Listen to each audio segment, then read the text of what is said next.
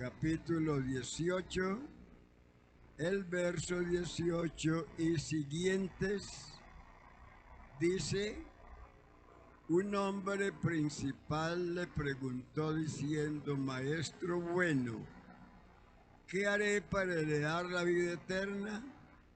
Jesús le dijo: ¿por qué me llamas bueno? Ninguno hay bueno sino solo Dios. Los mandamientos sabes: no adulterarás, no matarás, no hurtarás, no dirás falso testimonio, honra a tu padre y a tu madre. Él dijo: todo esto lo he guardado desde mi juventud. Jesús, oyendo esto, le dijo: aún te falta una cosa. Vende todo lo que tienes y dalo a los pobres, y tendrás tesoro en el cielo, y ven, sígueme. Entonces él, oyendo esto, se puso muy triste, porque era muy rico. Tome su lugar, tenga la bondad. Bueno, vamos a mirar esta noche el último siervo. Ya hemos visto 4 siervos, vamos a mirar el último siervo, pero en el último siervo vemos también el siervo 4. O sea que allí trabajan 2 siervos, el 4 y el 5. Bien, ¿cuál es el 4? El 5. Bueno, ¿para qué lo dijo y por qué lo dijo? Bien. Después de determinar quién fue el que lo dijo y a quién lo dijo y cuándo lo dijo y para qué lo dijo y por qué lo dijo, entonces hallamos en la porción leída 2 siervos, los últimos 2, que trabajan como muy unidos. Mire, dice el verso 18. Allí hallamos 2 cosas. Primero, ¿cómo llama el joven rico a Jesús? ¿Cómo lo llama? Maestro bueno. Y segundo, la pregunta que Cristo le hizo al joven rico. Primero, el joven rico le llama Señor, Maestro bueno. Y el Señor le dice: ¿por qué me llamas bueno? Ninguno hay bueno, sino solo Dios. Note que aquí comienza el siervo número 5 a trabajar. El maestro dice: ¿por qué me llamas bueno? Hay muchos que al leer esa escritura, sobre todo los que creen en 2 y los que creen en 3, entonces dice: mire, con esta escritura se puede asegurar que Jesús no es Dios, porque Él no es bueno y Dios es bueno. Pero el Señor no le dijo al joven rico que él no era bueno. Le dijo: ¿por qué me llamas bueno si solo hay uno que es bueno? Entonces la pregunta es: ¿usted por qué me llama bueno? ¿Sí? Aquí él usó la regla número 5 porque le dijo: ¿por qué me llamas bueno? Y cuando el Señor le dice: ¿por qué me llamas bueno? Lo que el Señor, lo que el Señor le quiere decir es: ¿tú crees de todo corazón que yo soy Dios? Porque como bueno no es sino uno y es Dios. Y al decirle maestro bueno, pues él tenía que estar convencido que Jesucristo era Dios. ¿Por qué me llamas bueno? ¿O me llamas bueno sin creer que yo soy bueno? Porque si usted me llama bueno sin tener la convicción de que yo soy bueno, usted es un hipócrita. Eso es hipocresía. Bueno, porque si me dices bueno de todo corazón y tú crees que yo soy Dios, me tienes que seguir. Claro, si usted está convencido que soy Dios, entonces usted me tiene que seguir. Entonces el Señor hace algo para probarle al joven que lo que él le está diciendo no es verdad. Que él está diciendo maestro bueno, pero realmente no está creyendo que es bueno. Tampoco está creyendo que es Dios. Porque si creyera que es bueno y que es Dios, entonces estaría dispuesto a seguirle. Porque cuando la persona realmente cree que Jesucristo es el único Dios verdadero y que solo Él es bueno, hermano, le sigue. Y no lo abandona por ninguna razón, porque tiene la convicción en quién es que Él ha creído. Entonces el Señor hace algo para probarle al joven que lo que él está diciendo no es verdad. Usted no me está diciendo la verdad.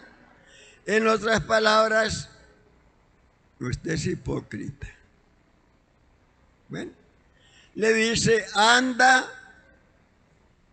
y vende todo lo que tienes y dalo a los pobres y sígueme. Y puso a trabajar el siervo que se llama, ¿para qué lo dijo? ¿Para qué le dijo que vendiera todo lo que tenía y se lo diera a los pobres y lo siguiera? Se lo dijo para probarle dos cosas. Primero, oiga, para que realmente él, oiga, reconociera que no estaba convencido de lo que él estaba diciendo. Entonces, por eso le dice, vaya, venda. ¿Qué fue lo que él respondió? Todo esto, cuando le habló de los mandamientos, los he guardado desde mi juventud. Estoy completo, soy muy buen hebreo, no tengo ninguna cosa en contra, yo sé que usted es bueno. Bien, entonces el Señor le dice, bueno, pruébeme que usted realmente sí es bueno. ¿Qué es lo que me está diciendo? Si es la verdad. Vaya, venda todo lo que tiene y se lo da a los pobres y toma tu cruz y sígueme. Bueno, entonces ahora sí entendemos para qué fue que Dios le dijo a la samaritana. ¿Qué fue lo que le dijo? ¿Qué le dijo a la samaritana? Anda y llama a tu marido. ¿No sabía el Señor que había tenido 5 maridos? ¿Y que ahora tenía no era su marido? Entonces usted entenderá para qué le dijo que llamara a su marido.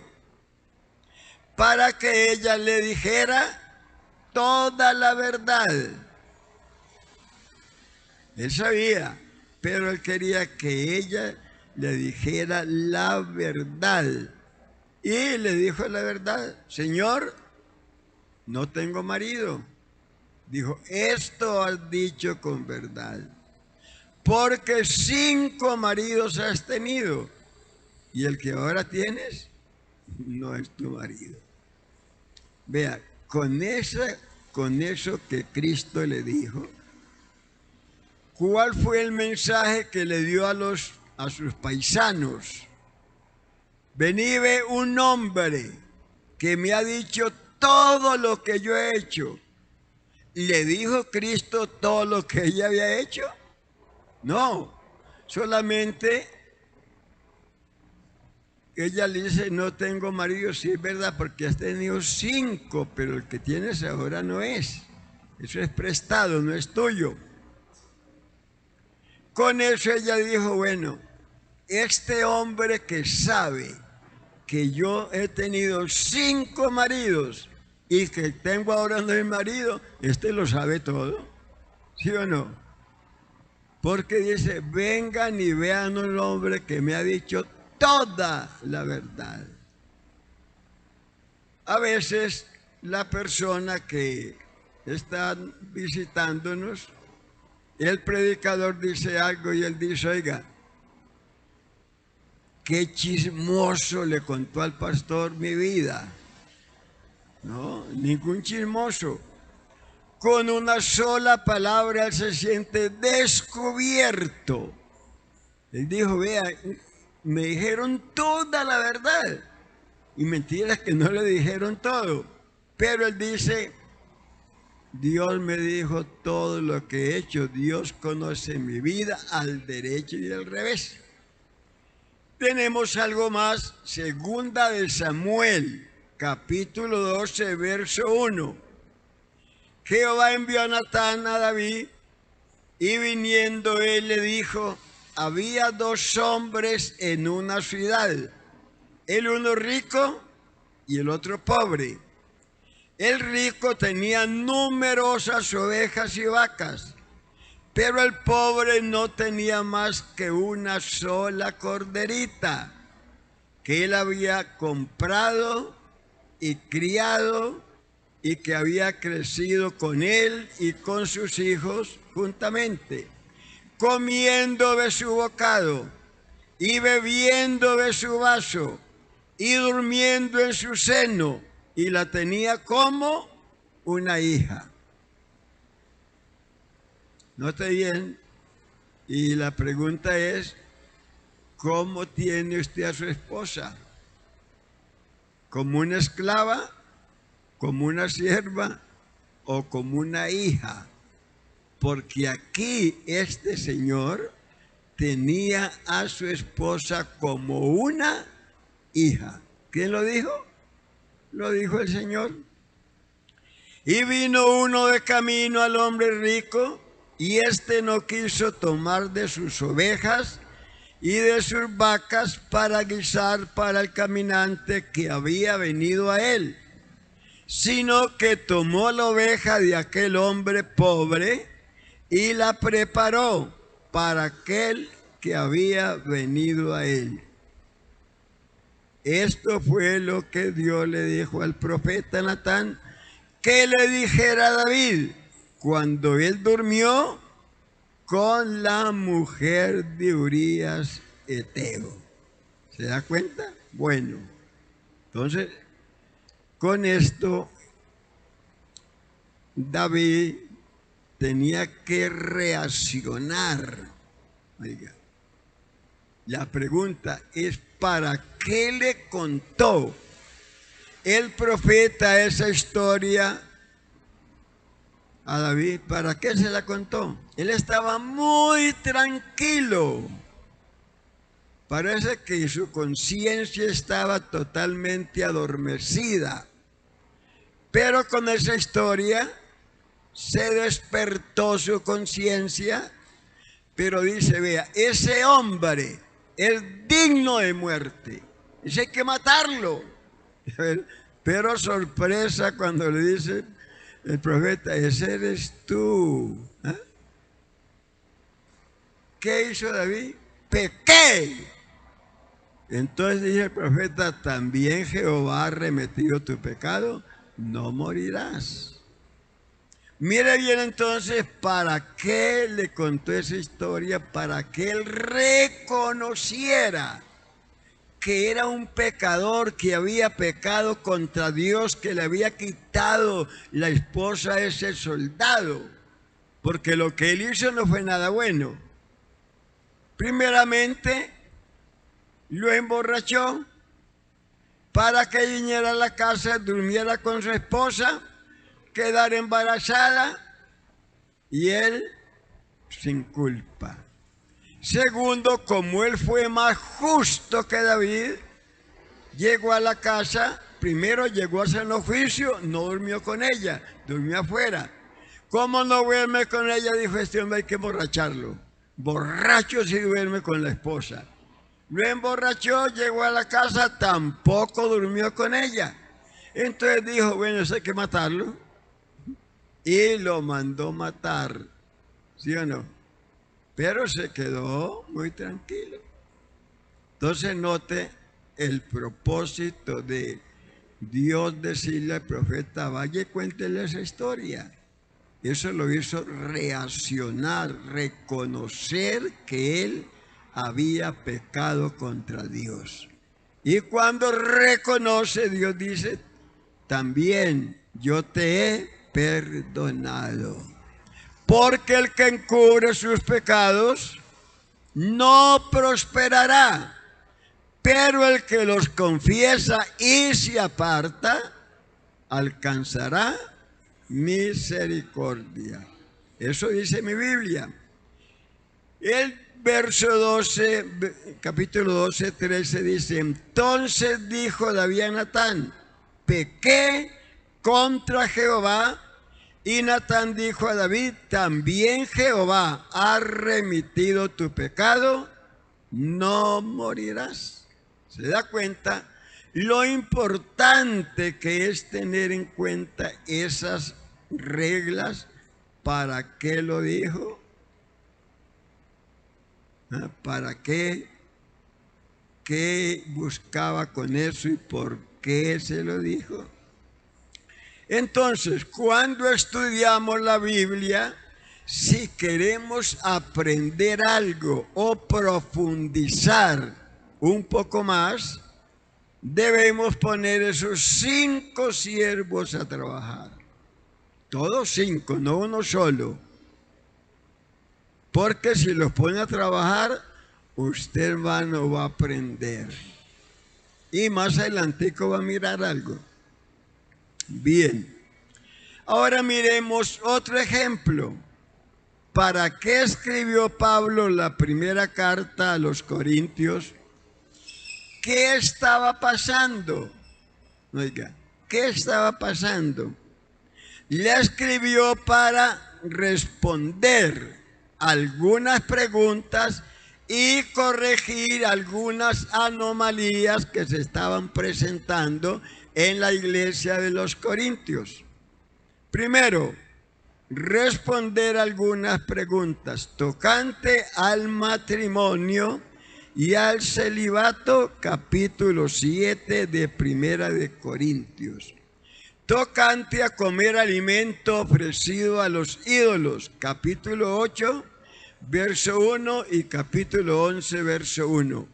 Tocante a la cubierta de la cabeza de las mujeres, capítulo 11, verso 1 y verso 16. Tocante a la cena del Señor, capítulo 11, 17 al 34.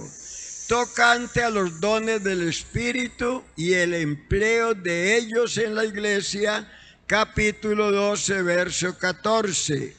Y para corregir algunos desórdenes en la iglesia.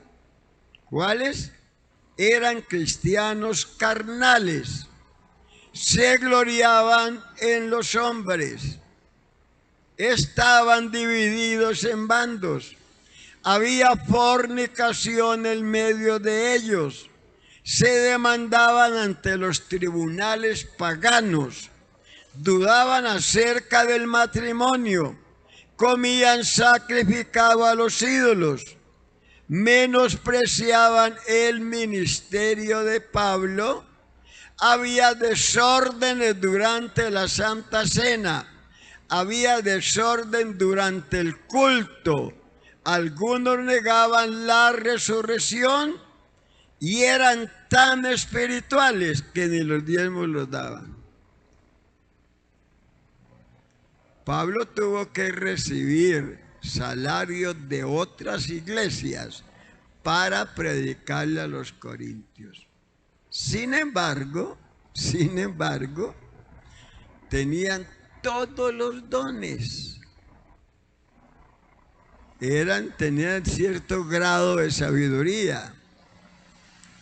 Algunos dicen, mire que uno tiene que ser muy consagrado para que Dios le dé un don. Pero nos damos cuenta que no es verdad. Mire todas las anomalías que había en la iglesia de los corintios y tenían todos los dones. Así que un don no es señal de consagración. Porque como se trata de un don, ¿sí o no? ¿Y qué es un don? Un regalo. Algo que Dios le da a una persona, algo que no merece. Pero como Dios es soberano, se lo puede dar a este que no es tan consagrado y a este que es consagrado no se lo da. ¿Y quién discute con él? ¿Sí o no?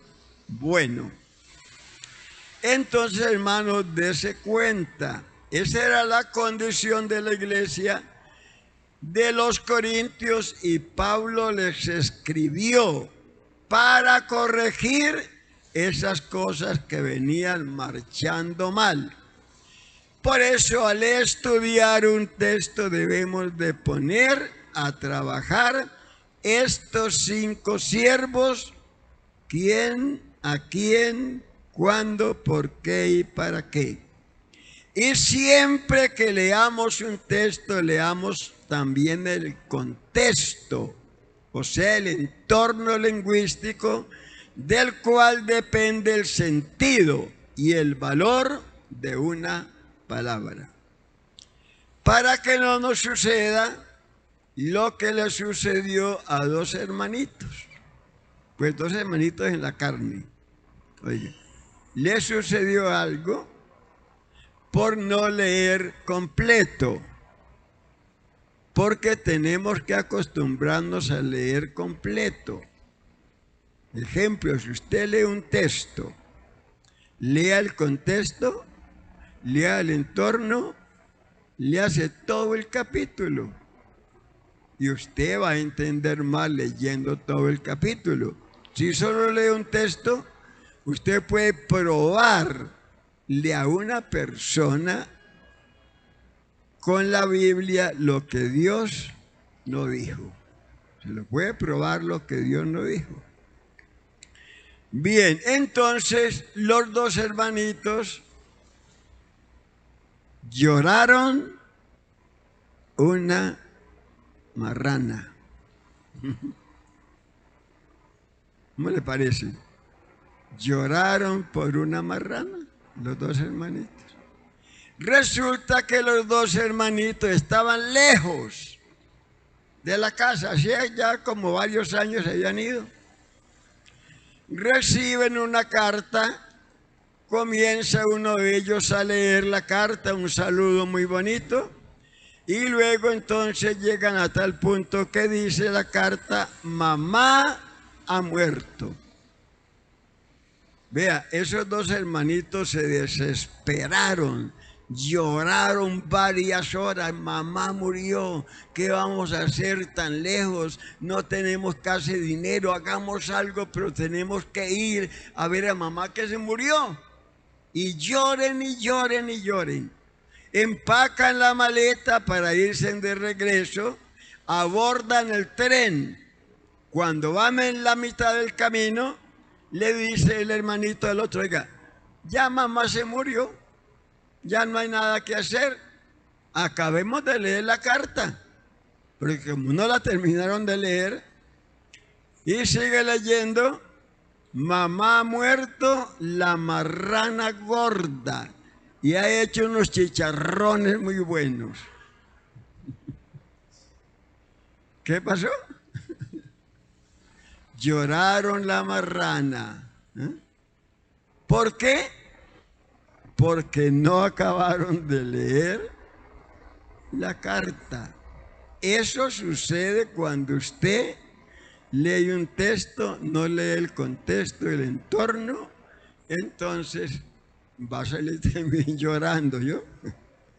Bien, entonces por eso hay que leerlo todo y leer bien.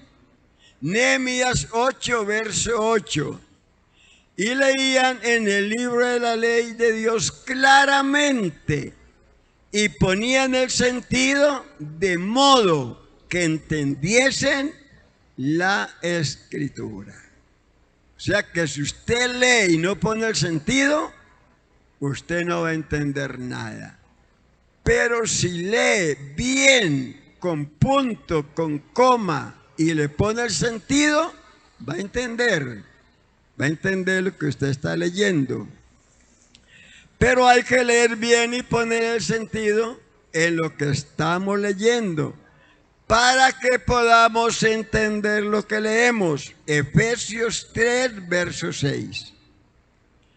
Porque los gentiles son coherederos y miembros del mismo cuerpo y partícipes de la promesa en Cristo Jesús por medio del Evangelio. Efesios 3:1. Escúcheme bien.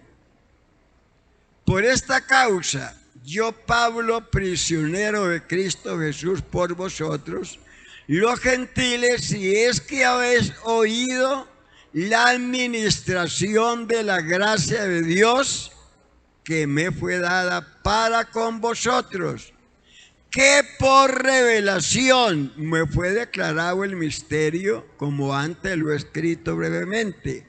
Leyendo lo cual podéis entender cuál sea mi conocimiento en el misterio de Cristo. Pablo dice, vea, Dios a mí me reveló el misterio que estuvo oculto muchos siglos, pero Dios me lo reveló a mí. Entonces le dice a los efesios, ustedes quieren saber, quieren entender, quieren conocer el misterio. Les doy la clave. Lean bien lo que yo he escrito. Dice, leyendo lo cual podéis entender cuál sea mi conocimiento en el misterio de Cristo. Misterio que en otras generaciones no se dio a conocer a los hijos de los hombres, como ahora he revelado a sus santos apóstoles y profetas por el Espíritu. Bueno, ¿usted quiere saber cuál es el misterio? ¿Quiere saber? Bueno, yo ya le leí el misterio. No sé quién asimiló y quién no asimiló. A ver, ¿quién me colabora? Una manito nomás que me diga. ¿Cuál es el misterio que está aquí? ¿Ah? El Evangelio. Muy buena la respuesta. ¿Quién más? Gracias, hermana, porque participó. El Evangelio. Claro que eso tiene mucho que ver. A ver, ¿cuál es el misterio? Leyendo lo cual podéis entender. Tiene que leer y leer del verso 1 al verso 6. Porque en el verso 6 que yo le leí primero está el misterio. ¿Cuál es el misterio? Oiga, que los gentiles son coherederos y miembros del mismo cuerpo y participen de la promesa en Cristo Jesús por medio del Evangelio. Ese es el misterio que había estado oculto. Oiga, ese es el misterio. Porque realmente, hermano, ese misterio no se dio a conocer en la antigüedad. Que los gentiles y los hebreos llegaron a formar un solo cuerpo. O sea, la unión de judíos y gentiles es el misterio que estuvo oculto por muchos siglos. Y Dios se lo reveló al apóstol Pablo. Y Pablo dice, si ustedes quieren saber, lean. Pero si usted no lee, ¿cómo quiere saber algo?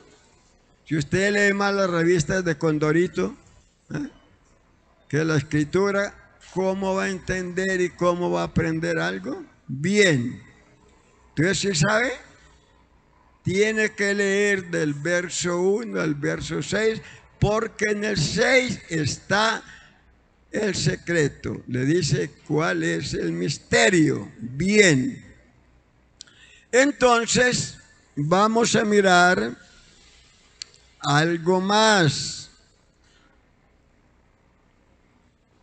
Mira, hermano, una vez llegó un predicador a la congregación y dijo, hermano, esta noche les voy a probar por la Biblia que Dios no es todopoderoso. ¿Cómo le parece? Leyó el texto donde habla que Dios tiene todo el poder, lo leyó, para luego decirle, voy a probar por la Biblia que Dios no es todopoderoso. ¿Usted qué diría? Y luego leyó el texto, vea, leyó el texto, Números 14, 16, para probar que Dios no es todopoderoso. Dice, por cuanto no pudo Jehová meter este pueblo en la tierra, oiga, de la cual les había jurado, los mató en el desierto. Eso dice el texto, ¿sí o no? Por cuanto no pudo Jehová meter a este pueblo en la tierra que les había jurado, los mató en el desierto. Mire, con ese texto, un inconverso a usted le puede probar que Dios no es todopoderoso. ¿Y usted qué diría? Le pregunto, hermano, participe. ¿Ah? Bueno, tiene que leerse el contexto para entender que eso no fue lo que Dios dijo, que eso lo dirían los enemigos de Israel si Dios mataba al pueblo. Eso se lo dijo Moisés a Dios. Dijo, ve a Dios, porque yo estaba airado y dijo, los voy a matar todos. Y usted no se preocupe, que va a quedar sin empleo, porque yo los mato y a usted le doy una congregación más grande. Oiga, bonito, ¿no? Lo pongo a vivir mejor. No se preocupe por la congregación que va a tener una mejor. Moisés dijo, no, Señor, yo no quiero una mejor, yo quiero este pueblo. Vea, Señor, no los mate, intercede, vea, Señor, vea. Le digo una cosa, si usted los mata, ¿sabe qué van a decir los enemigos? Que usted no tuvo poder para meterlos a la tierra que les había jurado, entonces le tocó matarlos. ¿Sí se da cuenta? Lo importante que él era el entorno, el texto con su contexto, porque un texto sin contexto, ¿qué es?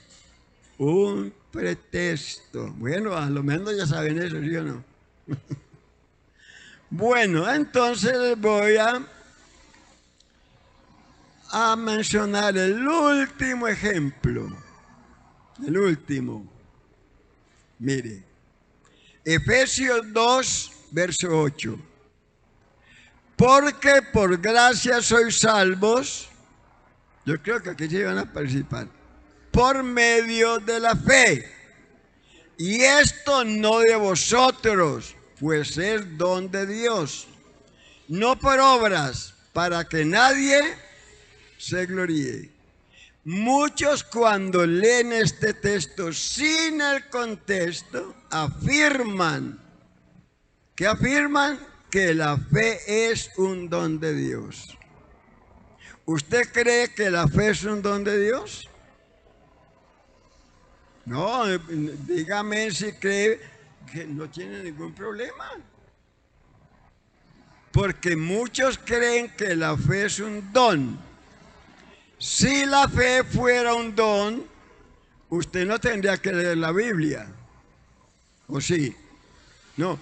Porque la fe es por y el oír.